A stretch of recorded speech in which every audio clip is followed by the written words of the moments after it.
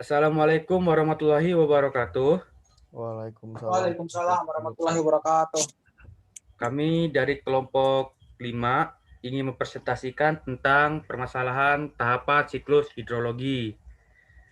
Di sini ada gambar siklus hidrologi, yaitu air dari laut menuju ke awan, terus awan membentuk salju atau es, pengendapan, lalu air hujan pun turun, diresap oleh tanah dan kembali lagi ke laut.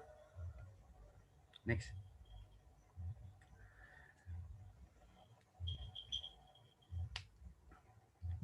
Baik, di sini kami dari kelompok 5 ingin memperkenalkan diri, yaitu yang pertama ada Riko Saputra dengan NIM 20513125, dan nomor 2 ada Muhammad Faldul Rahman dengan NIM 20513123, dan nomor 3 ada Muhammad Arif Wicaksono dengan NIM 20513126. Di sini ada dinamakan namanya pengertian dan batasan. Yang pertama adalah hidrologi adalah ilmu mempelajari keberadaan, gerakan, dan perubahan bentuk air yang berada di alam. Kedua, pengertian alam di sini cukup mencakupi bumi, termasuk darat dan lautan serta atmosfer. Dari definisi tersebut, di atas jelas ada 3 kata kunci yang ditelahkan, yaitu keberadaan, gerakan, dan perubahan bentuk air.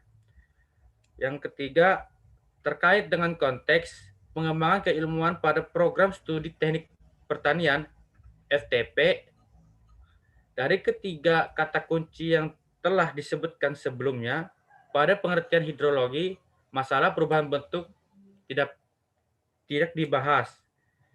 Pembahasan paling dominan pada masalah gerakan air. Yang B, sifat air, yaitu air mempunyai rumus kimia H2O. Yang kedua, sesuatu molekul air terbentuk dari 2 atom hidrogen dan 1 atom oksigen. Yang ketiga, air mempunyai 3 wujud, yaitu padat atau bisa disebut es atau salju, cair seperti air tawar dan air laut, dan gas yaitu seperti uap air. Yang C, karakteristik dan sifat air, Miller tahun 1992. Kisaran suhu 0 derajat Celcius atau 32 derajat sampai 100 derajat Celcius berwujud cair yang sesuai untuk kehidupan. 0 derajat Celcius adalah titik beku dan 100 derajat Celcius adalah titik didih. Nomor 2, perubahan suhu lambat, tidak dapat panas maupun dingin seketika. 3, air panas memerlukan yang tinggi dalam proses penguapan, evaporasi. Nomor 4, pelarutan yang baik. Nomor 5, udara memiliki tegangan permukaan yang tinggi. Suatu yang dikatakan memiliki tegangan permukaan yang tinggi jika tekanan antara molekul cairan tersebut tinggi.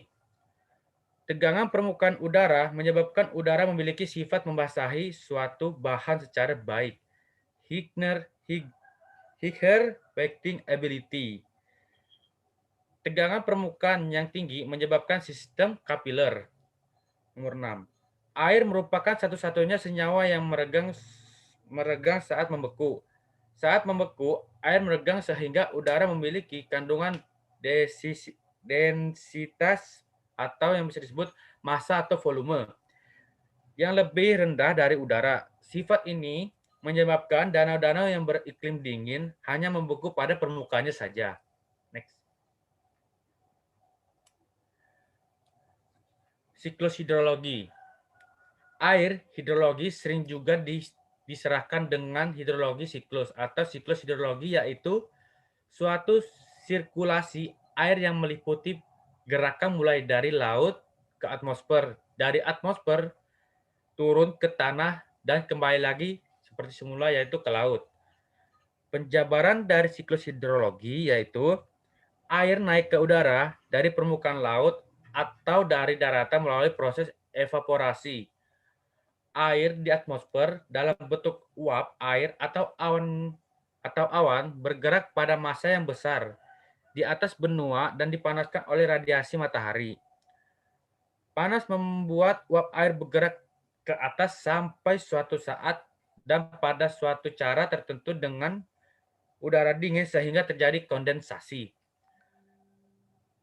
Uap air berubah jadi embun dan seterusnya. Jadi hujan dan salju atau salju curahan turun ke bawah, ke daratan atau langsung ke laut. Air yang tiba di daratan mengalir ke atas permukaan sebagai terus kembali ke laut. Next.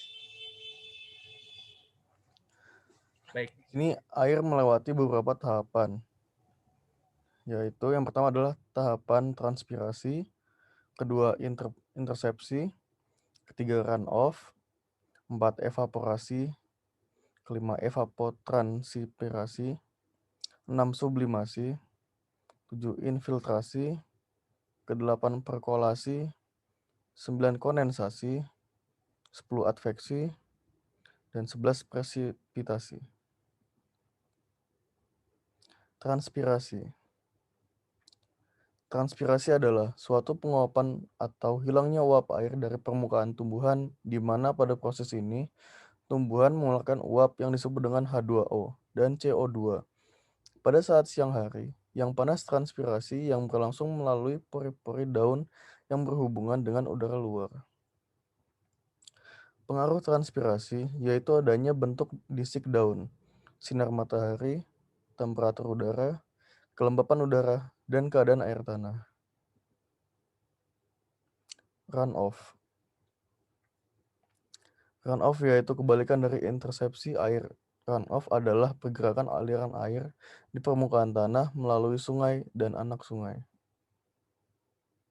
Intersepsi.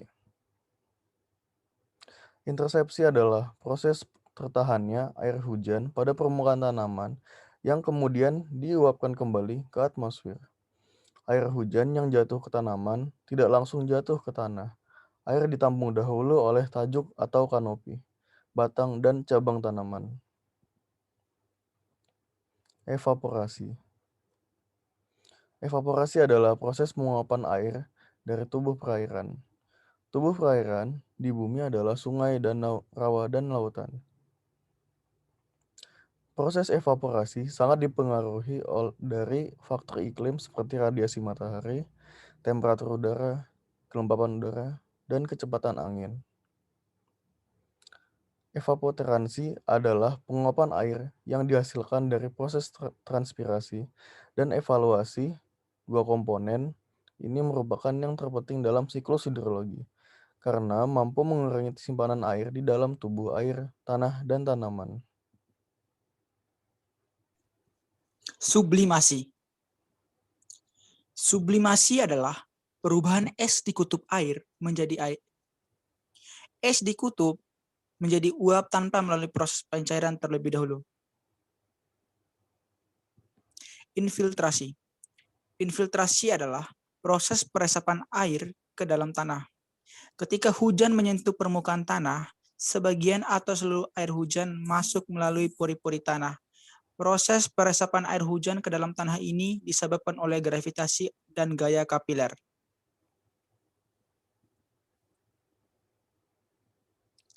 Perkolasi. Perkolasi adalah tahap selanjutnya setelah infiltrasi. Dalam tahap air ini, air diserap melalui pori-pori tanah, bergerak secara vertikal maupun horizontal menuju permukaan tanah. Kondensasi.